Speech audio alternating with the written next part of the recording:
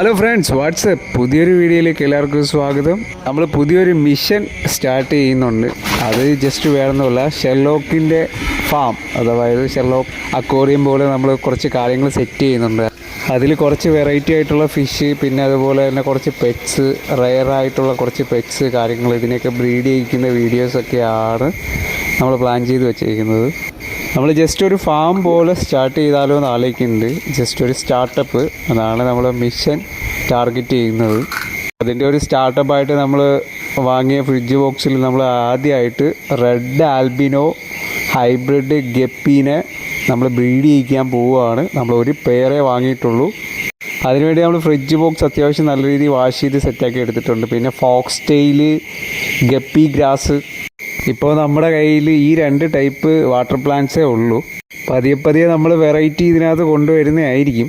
Fridge box കഴുകി വൃത്തിയാക്കി എടുത്തിട്ട് നമ്മൾ പിന്നെ അതിലേക്ക് 2 വെറൈറ്റി ഓഫ് വാട്ടർ പ്ലാന്റ്സ് നമ്മൾ സെറ്റ് ചെയ്ത് വെച്ചിട്ടുണ്ട്. ഇനി നമുക്ക് ബ്രീഡ് ചെയ്യേണ്ട റെഡ് ആൽബിനോ ഹൈബ്രിഡ് ഗപ്പീസിൽ ഒരു പെയറിനെ നമ്മൾ വാങ്ങിയിട്ടുണ്ട്. അതിനെ നമ്മളിനി ഫ്രിഡ്ജ് ബോക്സിലോട്ട് നമ്മളിനി ഇറക്കി വിടുകയാണ്.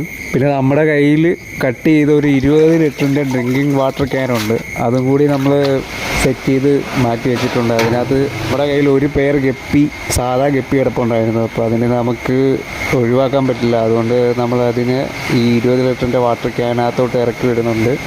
ഇത് കൂടാതെ തന്നെ നമ്മൾ ഫൈറ്റർ ഫിഷിനെയും ബ്രീഡ് ചെയ്യുന്നുണ്ട്.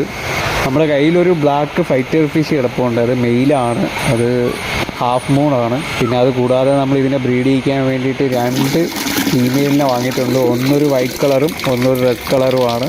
നമ്മുടെ കയ്യിലിപ്പോൾ ഉള്ളതിനെ വെച്ച് നമ്മൾ ബ്രീഡ് ചെയ്ത് കുറച്ച് ഫൈറ്റർ ഫിഷിൻ്റെ കുഞ്ഞുങ്ങളെ നമ്മൾ ബ്രീഡ് ചെയ്ത് ഇറക്കി സെറ്റാക്കി എടുത്തതിന് ശേഷം അതൊരു അഡൽട്ട് സ്റ്റേജ് എത്തുമ്പോഴത്തേക്ക് അതിനകത്ത് നമുക്ക് ആവശ്യമുള്ള കളർ എടുത്തിട്ട് നമ്മൾ വീണ്ടും ബ്രീഡ് ചെയ്ത് സെറ്റാക്കി എടുക്കുന്നതായിരിക്കും.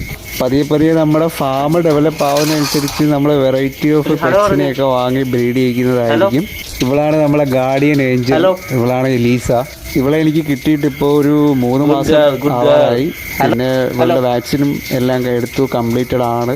ലൈസൻസ് എടുക്കണം, അതിനുള്ള പ്രൊസീജിയറും കാര്യങ്ങളൊക്കെ ആയിട്ട് മുന്നോട്ട് പോവുകയാണ്. നമ്മുടെ പ്രാവുകളെയും നമ്മുടെ ഫാമിനെയൊക്കെ പ്രൊട്ടക്ട് ചെയ്യാൻ പോകുന്നത് ഇവളാണ് നമ്മളെ ഗാർഡിയൻ ഏഞ്ചൽ.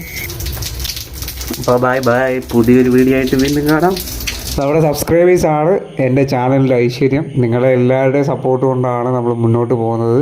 തുടർന്നും ഈ സപ്പോർട്ട് ഉണ്ടാകണം. നമ്മുടെ പെറ്റ്സിലും ഫാമിലും മാത്രം ഒതുങ്ങുന്നതായിരിക്കത്തില്ല ഈ ചാനൽ. ഒരുപാട് വെറൈറ്റി കണ്ടൻറ്റുകളുണ്ട്. അതൊക്കെ ഉടനെ നമുക്ക് പ്രതീക്ഷിക്കാം.